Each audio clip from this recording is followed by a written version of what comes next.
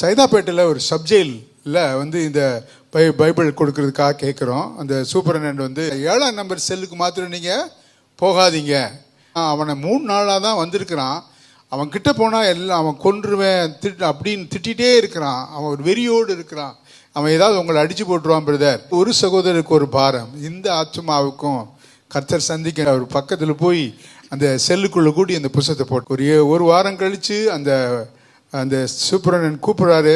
அவன் உங்களை பார்க்கணுன்னு கூப்பிடுறான். நீங்கள் வாங்க. செல்லுக்கு போகும்போது உங்கள் மனசுக்குள்ள ஒரு பயம், அவன் என்னவா ஏதோ ஒரு திடீர்னு பாஞ்சிருவான் நான் அப்படின்னு உடனே அவன் இந்த சகோதரர்கள் காலில் விழுந்து அவன் தன் மனைவியை கொன்றவன் 3 நாளைக்கு முன்னாடி ஜெயிலுக்கு வந்திருக்கிறான். கோபங்கிறது அவன் மனசுக்குள்ள சடர்னு வரும். ஸ்பான்டேனியஸாக பையன் இந்த புஸ்தகத்தை அவன் என்று சொல்லி அவன் அழுகிற 10 நாளைக்கு முன்னாடி நீங்கள் எங்கேயா போயிருந்தீங்க?